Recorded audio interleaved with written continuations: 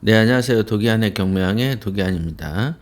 자, 이번에 공부하실 내용은 한번 읽어보도록 하겠습니다. 자, 낙찰률이 계속 떨어진다. 이런 걱정을 하신 거예요. 자, 경매 투자로 이제 3년 차인데 경매로 돈도 벌어봤고 낙찰도 여러 번 받아봤는데 낙찰보다 떨어지는 날이 요즘엔 좀 더 많아진다. 처음부터 끝까지 예전하고 같은 방식으로 투자를 하고 있는데 이유가 뭘까요? 이렇게. 자, 경매를 하면 우리가 이제 여러분들은 이제 처음에 경매를 입문하실 때는 이제 그런 생각들을 잘 안 하시는데 저 같은 경우는 경매를 처음 시작할 때부터도 늘 한 가지 생각을 했었습니다. 한 가지 생각. 왜냐하면 경매 같은 경우는 어찌됐든 보면은 20%, 30%씩 떨어지는 거기 때문에 이렇게 좋은 시장은 없습니다. 그죠? 여러분들이 주식을 투자해서 뭐 몇 프로 올랐네, 몇 프로 올랐네, 이렇게 얘기를 하고, 오늘도 오르길 기도하고, 내일도 오르기를 기도하면서 조바심을 내면서 살죠. 그 다음에 이제 갑자기 폭락을 하게 되면은, 폭락하게 되면 마음이 또 어떻게 할지를 모르지 않습니까? 그래서 한없이 나약한 존재다. 저는 이걸 20대에 또 그때 느꼈던 내용입니다.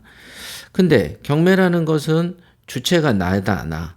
내가 주체가 돼가지고 내가 20%, 30%씩 떨어지고 있는 것을 내가 원하는 지점에서 낙찰이 되면 그냥 앉아서 20%, 30%, 그 20%, 30%가 말이 20%, 30%지. 건에 따라서는 억 단위로 이렇게 시세 차익을 보고 그렇습니다. 여러분들도 유튜브 보시면 뭐 몇천 단위로 돈을 벌었다, 억 단위로 벌었다, 이런 일들은 경매에 있어서는 사실상 좀 흔한 일이다, 흔한 일. 근데 이제 주식에서는 어쨌든 소액으로 들어가서 얼마 벌었다. 나 이번 달에 몇백 벌었어. 이번 달에 1,000 벌었어. 2,000 벌었어. 이렇게 얘기하는데 나중에 보면 또 금세 또 까먹기도 하지 않았습니까?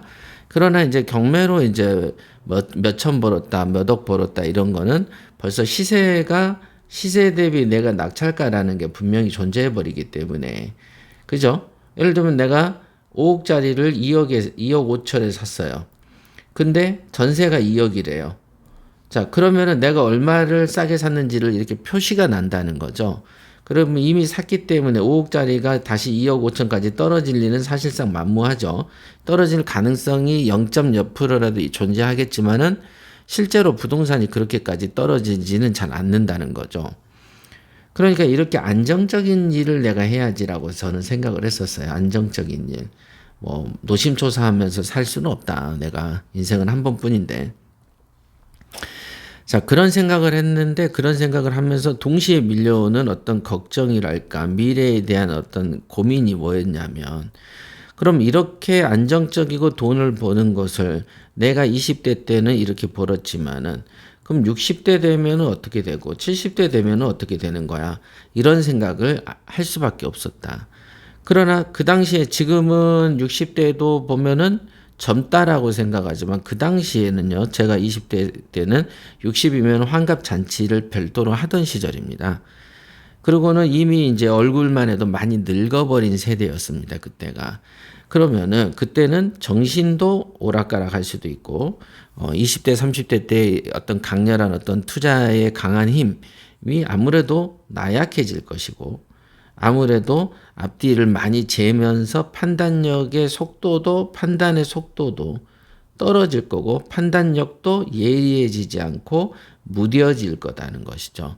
자, 이런 고민들을 많이 하게 됐죠. 그래서 이왕에 이런 돈을 버는 것을 꾸준히 잘 버는 방법이 뭐가 있을까? 꾸준히. 그러려면은 기술이라는 걸 표준화시켜야 되고 이 표준화된 기술을 내가 훈련을 해서 그래서 눈 감고도 반복적으로 할 수 있는 정도로 어떤 특정한 기술을 만들어서 그대로 따라가면 어떨까를 생각을 하게 됐죠. 그래서 그 당시에부터 저는 기술의 중요성을 그렇게 강조하고 나 스스로도 매 단계로 6단계로 제가 나눴다 했잖아요. 스파레주 6단계 훈련. 이 6단계 훈련 매뉴얼을 나누게 됐던 이유도 이런 어떤 마음에서 나누게 됐던 겁니다. 그래서 늙으나 젊으나 내가 판단력이 있으나 없으나 어떤 하나의 습관적으로 배워놓은 거 있죠? 여러분들이 운동선수예요. 권투선수를 한 20년 했어요. 그러면은 20년 하다가 10년 논다고 해서 운동 안 한 사람들한테 두들겨 맞진 않습니다. 술이 좀 더 취해도 본능적으로 움직이는 게 있어요. 그거가 운동의 힘이죠. 기술의 힘인 거예요. 그래서 기술 없는 사람이 기술 있는 사람을 이길 수는 없죠. 마치 그것은 우리가 이제 그 벽돌 같은 거를 가지고 벽돌을 땅에다가 널브러 놓으면은 벽돌 천장을 그냥 벽돌이죠. 그러나 벽돌을 일정한 규칙, 일정한 어떤 기술에 의해서 쌓고 어떻게 하다 보면 이게 집도 되고 성도 되는 것이다. 그죠? 이게 바로 기술 아니겠습니까? 그래서 나만의 거를 만들 필요성을 항상 중요시해서 기술을 만들었어요.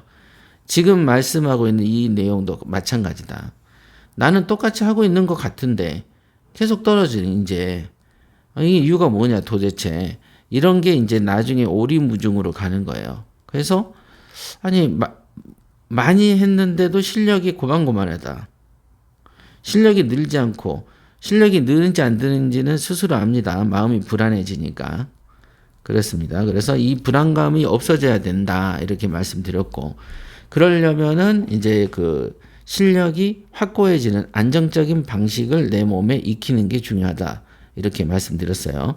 그러면 이제 여기에서 그 요 주제만 강의를 해도 벌써 50분, 60분짜리인데, 이렇게 말씀드릴 수 있어요. 이거를 이제 짧게 설명을 드리면은 처음에는 사람이 겸손합니다.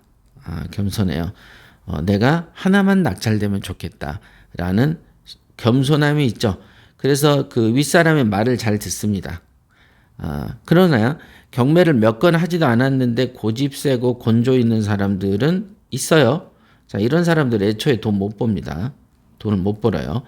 근데 처음에는 이제 겸손하고 내가 혹시 모르는 게 있나 어떠나 이러면서 윗사람들 말을 잘 따르죠. 잘 따릅니다. 잘 따릅니다. 그래서 이렇게 하는 게 좋다, 저렇게 하는 게 좋다라는 말을 새겨 듣는다. 그러다가 자기가 한두 번 하다 보면은 자기 특유의 고집과 곤조가 생기죠. 어떻게 됩니까? 꼭 이렇게 안 해도 되던데? 이렇게 안 해도 낙찰되던데? 이런 생각을 갖게 되죠. 그리고 주변에서도 그러죠. 예를 들면 내가 2억을 쓰려고 했는데 옆에서 부인이 야 1억 8천만 써. 이 정도면 충분해 했어요. 근데 내가 이런 겸손하고 새겨듣는 마음으로 그다음 부자의 마인드라고 그랬죠. 부자 마인드. 적게 먹을수록 낙찰되는 이상한 부자 마인드. 1등이 2등, 3등, 4등보다 더 적게 먹겠다고 쓰는 사람이 1등이 되는 적게 먹을수록 겸손할수록 1등이 돼서 돈을 버는 그런 묘한 반전의 세계. 이 부자 마인드가 있는데 이런 부자 마인드로 무장을 해서 나 2억 쓸게 했는데 이제 부인이 1억 8천 써 했는데 이상하게 2등이 1억 7천인 거야. 그럼 어떻습니까? 주변 사람들한테 해서 야 그래도 난 2억이어도 돈 얼마 벌었어.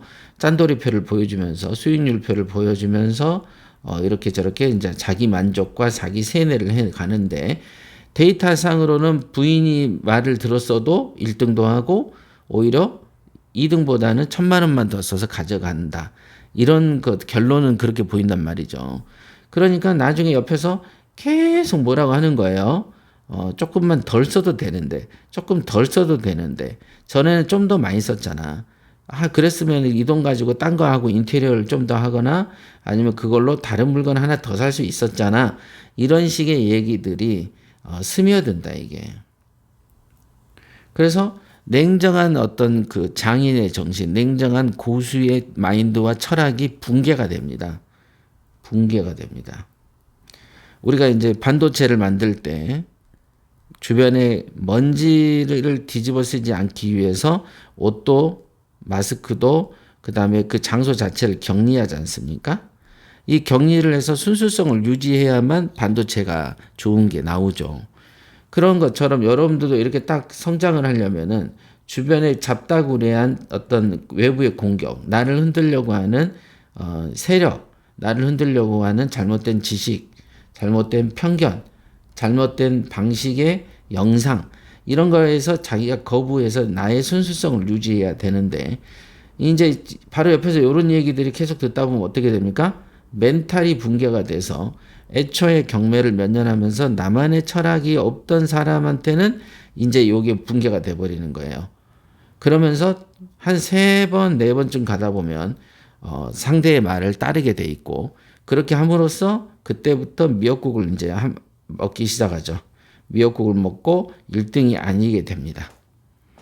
그러면서 그게 조금만 길어지면 그 순간부터는 이제 경매 투자의 철학 자체를 잊어버리고 자기 생각에는 반드시 똑같이 했다라고 해서 느낄 뿐이지 실제로는 잘못된 길을 가고 있는 경우가 비일비재하다는 거죠.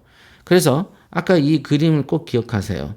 주변에 나를 건드는 나의 순수성과 나의 기술을 닦지 못하게 만드는 세력, 말, 지식, 편견, 그 다음에 잘못된 나만의 독특한 경험, 과거에도 대충 하고도 되던데 뭐 이런 식의 생각들, 올림픽에 국가대표로 나간 사람들이 그런 생각을 갖고 있지 않겠죠.